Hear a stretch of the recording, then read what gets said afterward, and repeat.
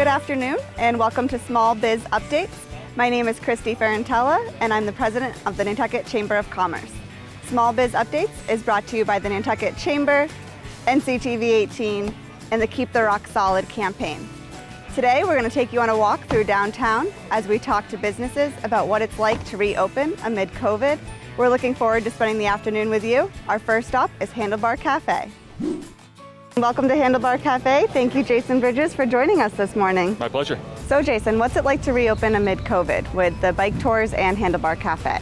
Well, the bike tours, we've been open for a while, but not a lot of bookings. And I think that's going to be when people become more comfortable with doing things outside in groups, and then once they know it's a little more safe and we ride on the bikes and we're outside, I think it'll pick back up. For the coffee shop, we were already 80% takeout anyway, so we're at a bit of an advantage than a restaurant that has to, all dine-in service. Have you had any challenges with hiring with President Trump's H-2B and J-1 visa bans? I really try to go to high school students, and then they become college students, so they come back for the summer. We've been okay there.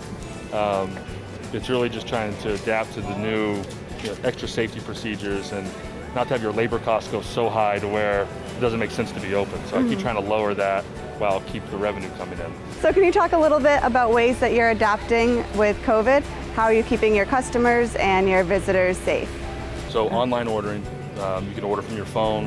It took a long time to build the app up, and then trying to retrain the customers. So you can add on new systems, but you have to acquire new customers and then retrain the existing ones. So that's been a challenge. And then just having different signage out and trying to create lanes for people to come in so they feel safe.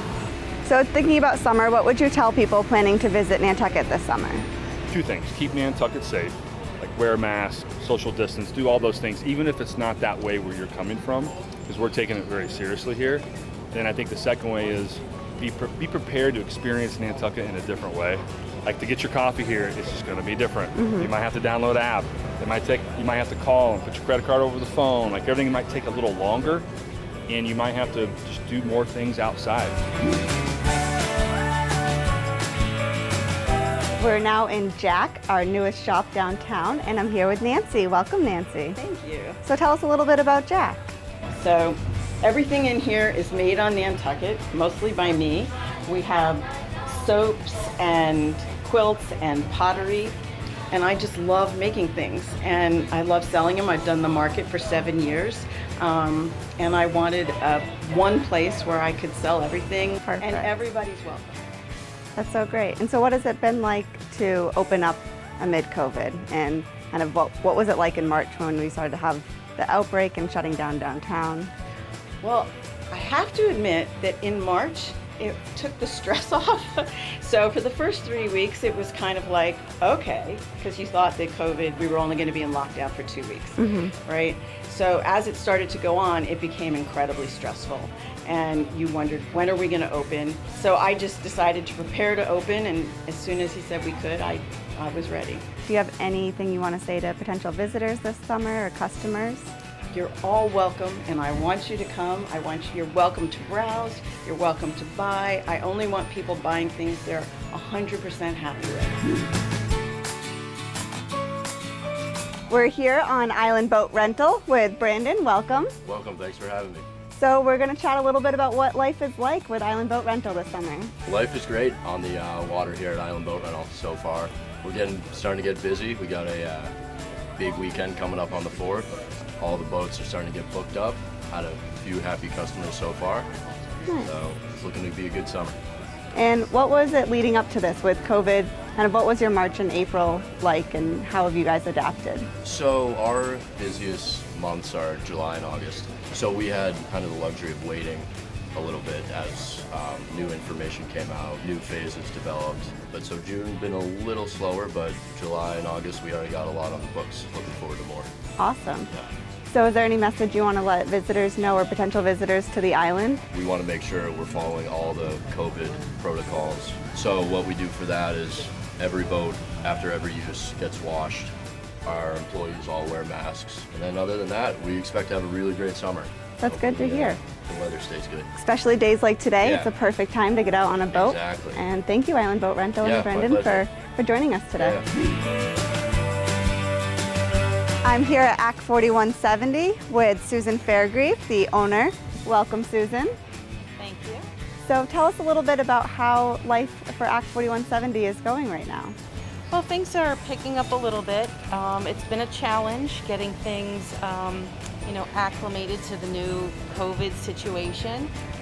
We have a new hand washing station, and we're trying to, keep a minimum, or I should say a maximum of 6 people in the store at a time. So we're really excited to see that more people are coming to the island to support the locals, and we're doing pretty well online with online sales, and people seem to really want to support small businesses at this time. That's good to hear. So we're trying to be positive and think forward that we're going to have a great summer. And for anybody who's still a little bit hesitant about coming inside, do you offer curbside delivery? Yes, we do offer curbside. We do have a sign here that states that if they're uncomfortable with shopping, they can shop, they can sit on our bench and shop online, and we would bring out the products to them, their purchases. We do, like I said, have the hand sanitizing station that is mandatory in our store, but not every store, and people are being pretty cooperative. That's great. Mm-hmm. Social distancing, hand washing, and wearing masks are the best way to keep Nantucket safe this summer.